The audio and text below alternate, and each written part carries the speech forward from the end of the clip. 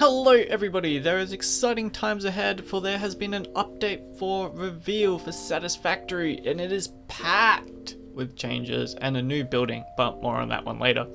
Now to start with, I don't think they have actually added anything to this game that I suggested in my previous video. Maybe next time we'll be able to paint the carts and vehicles. I mean, come on guys, you did a new texture for the FICSIT. You could have thrown me a bone on that one.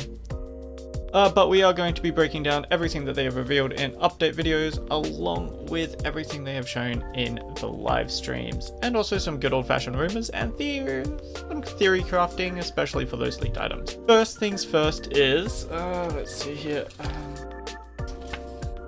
our saves are doomed. Well, not really, about the same amount of doomed as the other updates. Jace says in his video that the save should still load up, but you will have to fix things. This is because tier 8 has been announced and they're reworking tiers 5, 6 and 7, with the majority of the changes happening in tier 7. More on that in a bit as well. Also, tier 9 has been confirmed to be in production, but is not in any way expected to be in this update. Changes to tiers 5 and 6 will mostly be building costs, and the update itself is scheduled for late February, early March next year, so it should be ready to go by April. Now, what to expect to see in this update? Well, the biggest thing will be tier 8 being introduced to the game, and a pretty large overhaul for tier 7. This is because they wanted to rework how tier 7 works more than anything else. The best example of this is with bauxite aluminium. They felt like the whole production line was getting out of hand, and it was supposed to be interesting and not necessarily complex. The next major change is that they want refineries to be primarily used for oil production, so rubber, plastic, fuel and so on, and which is probably why aluminium production is getting its rework. This could be related to the new building that they've started to tease as well, and I'll go into that in just a moment. Turbo motors, supercomputers, radio control units are all being moved to tier 8, and nuclear fuel rod production is being changed as well. Another production line that is getting a rework is batteries. No news quite on how it is getting reworked, but a good theory is that batteries are now going to be used for power backups or for kickstarting your system if you do have a crash. My thought personally is that they could be looking into solar panels. No proof in any way, I just thought that it could be interesting, especially with the day-night cycle and how to balance the system with a battery setup for the nighttime production. What do you guys think? Good possibility, or just me wishfully thinking? Now, this is all theory from here out, and rumors, apart from the fact that they have teased this new building. Now, the going theory that I've seen a lot is that this is a nuclear waste recycler. And this is pretty good. It's a massive problem in the game, there's no way to get rid of the stuff, and it causes problems all over, especially for the build limit of the items.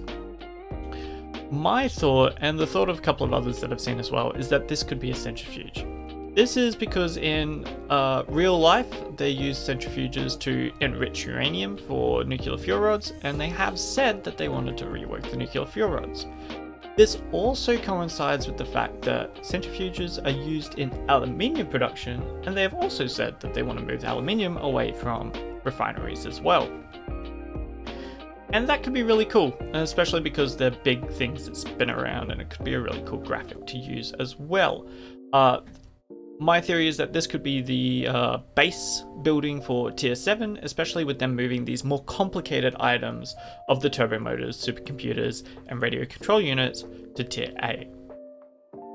The last thing under suspicion is that in true Coffee Stain style, they have leaked a couple of items in the FICSIT update. These being the Superposition oscillator and the quantum computer. And by using the item descriptions, it is pointing towards teleportation. And this mechanic could be really cool for two reasons. One, moving your player around from your satellite factory to satellite factories, or if you have an absolutely monster mega factory, from moving from one side of it to the other side of it instead of having to use tubes or cars or blowing yourself. That came out wrong. What? Or it could be used for our late game logistics, moving items from one area to another. This could cut down on possible lag caused by the sheer number of items being made. It could also make it so that you could make much more compact factories and just be really cool to teleport items from one area to the next. Finally, we will end on with some tips from the developers on how to prepare your world for the coming update and the changes to the tiers. Number one is don't invest in tier 7. Okay, good solid tip. And number two is, if you have already invested in tier 7, stockpile the items. That's all. And that's it. That's all the tips. So if that's all you can do. Or just start again, I guess. And that brings us to the end for all of the news for update 4. Are you as excited as I am, or are you cursing at the sky over your endgame mega factory? What do you think about the new building? What do you think about my theories? I'm MisterMykil. Please consider subscribing. I do at least one video a week, and I do Twitch every Sunday, 12 till 4 Australian Central Standard Time. And I'll see you all next time.